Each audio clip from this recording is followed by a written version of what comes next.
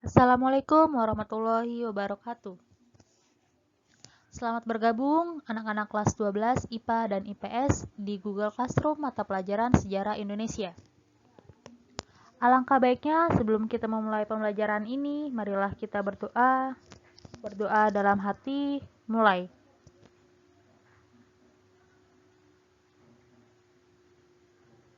Berdoa selesai. Oke, kita mulai pembelajaran hari ini yaitu bab 1, upaya bangsa Indonesia dalam menghadapi ancaman disintegrasi bangsa. Yang di dalamnya ada subbab yaitu yang pertama, pemberontakan PKI di Madiun. Yang kedua, gerakan Darul Islam atau Tentara Islam Indonesia. Yang ketiga, gerakan Angkatan Perang Ratu Adil. Yang keempat, pemberontakan Andi Ajis. Yang kelima, pemberontakan Republik Maluku Selatan. Yang keenam, pemberontakan pemerintahan revolusioner Republik Indonesia atau Perjuangan Rakyat Semesta. Yang terakhir adalah peristiwa gerakan 30 September. Nah, pada pertemuan ini Ibu akan membahas tentang pemberontakan PKI di Madiun.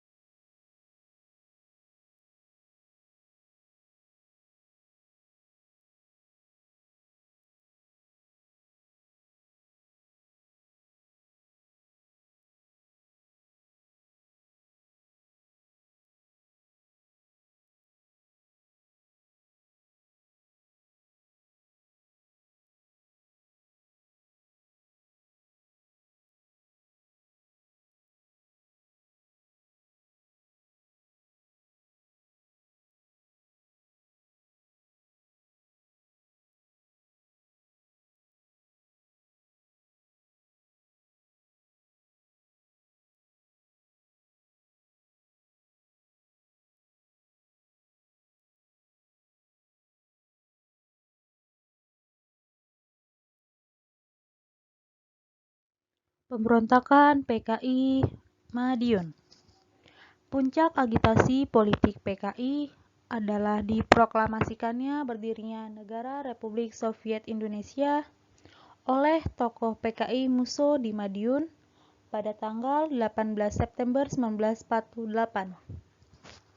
Tindakan tersebut bertujuan untuk meruntuhkan Negara Republik Indonesia untuk digantikan dengan pemerintahan PKI yang berideologi komunis. Setelah mengumumkan berdirinya Negara Republik Soviet Indonesia, Musso mengangkat Kolonel Djoko Suyono sebagai gubernur militer Madiun. Dengan menggunakan radio Gelora Pemuda, PKI berusaha menarik simpati rakyat dengan menyatakan bahwa bagian yang terpenting dari revolusi adalah membersihkan tentara RI dari golongan reaksioner dan kolonial. Selain itu, Musso berusaha mendiskreditkan pemimpin RI seperti Soekarno-Hatta yang dituduh telah menjual Indonesia kepada kaum kapitalis.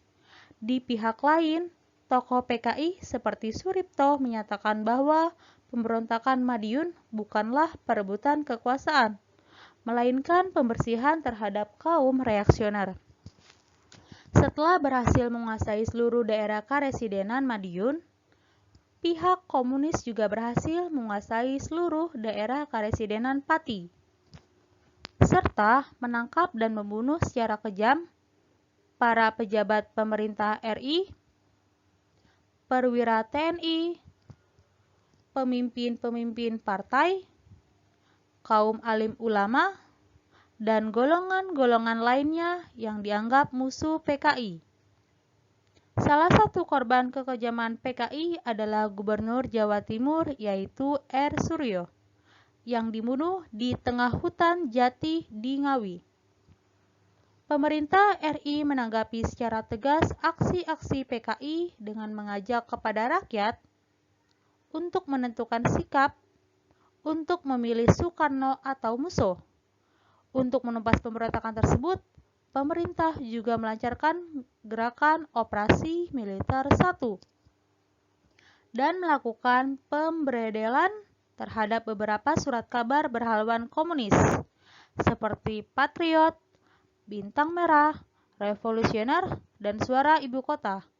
Untuk mengatasi pemberontakan PKI Madiun, pemerintah RI menjadikan Jawa Timur sebagai daerah istimewa dan Kolonel Sungkono diangkat menjadi Gubernur Militer Jawa Timur.